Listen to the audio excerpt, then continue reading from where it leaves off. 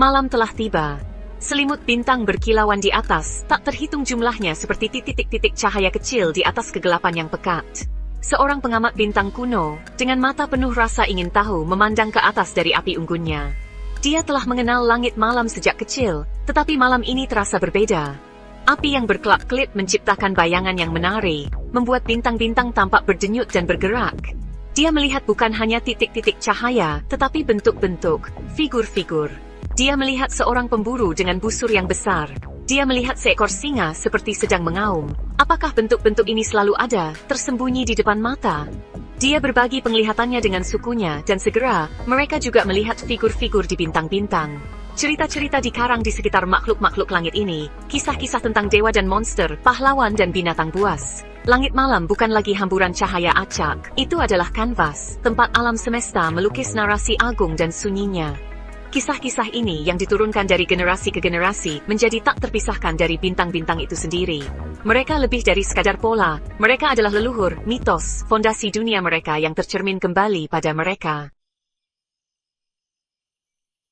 Di seluruh dunia, di bawah permadani langit yang sama, budaya kuno lainnya melihat ke atas dan melihat kisah mereka sendiri. Di lengkungan Bima Sakti yang luas, orang Mesir melihat sungai Nil di langit, cerminan sungai kehidupan mereka di bumi. Bagi bangsa Viking, aurora borealis yang berkilauan adalah Bifrost, jembatan yang membara yang menghubungkan alam dewa dan manusia.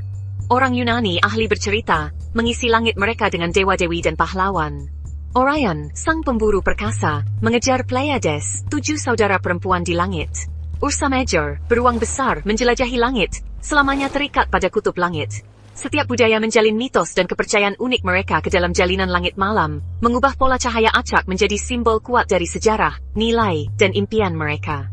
Kisah-kisah langit ini, yang dibisikkan di sekitar api unggun dan dinyanyikan di bawah bintang-bintang, melampaui asal-usul duniawi mereka. Mereka menjadi bahasa bersama, menghubungkan orang-orang lintas waktu dan jarak.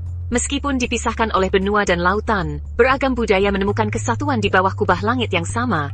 Takdir mereka terjalin dengan pergerakan bintang-bintang.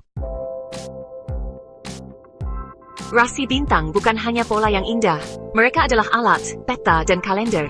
Mereka menandai perubahan musim, menandakan waktu untuk menanam dan panen. Mereka memandu para pelaut melintasi lautan luas. Bintang-bintang adalah satu-satunya kompas mereka.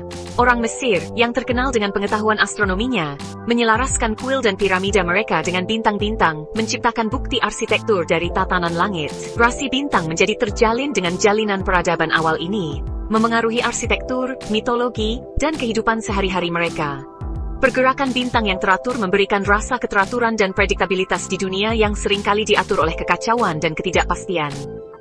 Di masa ketika kehidupan seringkali keras dan tidak dapat diprediksi, bintang-bintang menawarkan penghiburan yang tetap, sebuah pengingat bahwa sesuatu yang lebih besar dari diri mereka sendiri mengawasi mereka. Bagian 4, Cahaya Penuntun, Rasi Bintang sebagai mercusuar navigasi. Sebelum kompas dan sextan, ada bintang-bintang. Para pelaut, mengarungi lautan luas dan tak kenal ampun, mengandalkan rasi bintang untuk memandu jalan mereka. Polaris, bintang utara, bersinar seperti suar, titik tetap di langit yang selalu berputar. Dengan menyelaraskan diri mereka dengan penanda langit ini, para pelaut dapat memetakan jalur melintasi ribuan mil perairan terbuka, menghubungkan negeri dan budaya yang jauh. Rasi bintang menjadi lebih dari sekadar cerita. Mereka adalah alat navigasi, penting untuk eksplorasi, perdagangan, dan pertukaran pengetahuan dan barang. Mereka memungkinkan pelaut Polinesia untuk mengarungi Samudra Pasifik yang luas, menetap di pulau-pulau yang berjarak ribuan mil. Bangsa Viking, menggunakan pengetahuan mereka tentang bintang-bintang, melintasi Atlantik Utara yang dingin, mencapai pantai Amerika Utara berabad-abad sebelum Columbus. Rasi bintang yang dulunya merupakan wilayah dewa dan mitos menjadi instrumen kecerdikan dan ambisi manusia. Bagian 5, Bahasa Kosmos, Rasi Bintang dan Kalender. Tarian bintang yang berirama, begitu dapat diprediksi dan abadi, memberikan dasar bagi kalender awal. Peradaban kuno mengamati bahwa rasi bintang tertentu muncul di langit pada waktu-waktu tertentu dalam setahun. Siklus langit ini menjadi penanda, membagi tahun menjadi musim, memandu praktik pertanian dan mengatur upacara keagamaan. Orang Mesir, misalnya, mendasarkan kalender mereka pada kemunculan Heliacal Sirius, bintang paling terang di langit. Kemunculan tahunannya bertepatan dengan banjir Sungai Nil, peristiwa penting bagi siklus pertanian mereka. Munculnya rasi bintang tertentu menandai awal musim tanam atau panen, memastikan kelangsungan hidup seluruh peradaban. Bagian 6. Dari mata kuno ke lensa modern. Rasi bintang, yang dulu dilihat dengan mata telanjang, sekarang dipelajari melalui lensa teleskop modern yang kuat. Kita telah memetakan langit dengan detail yang luar biasa, mengidentifikasi jutaan bintang dan galaksi. Kita telah belajar bahwa bintang-bintang bukanlah titik cahaya yang tetap, tetapi matahari yang jauh. Beberapa jauh lebih besar dan lebih panas daripada matahari kita sendiri. Namun, bahkan dengan teknologi canggih kita, daya pikat rasi bintang tetap ada. Kita masih melihat pemburu di Orion, beruang di Ursa Major, singa di Leo. Mereka mengingatkan kita pada nenek moyang kita, yang memandang bintang yang sama dengan rasa takjub dan kagum. Bagian 7. Daya tarik abadi dari balet kosmik. Rasi bintang, yang lahir dari imajinasi nenek moyang kita, terus menginspirasi kita hingga saat ini.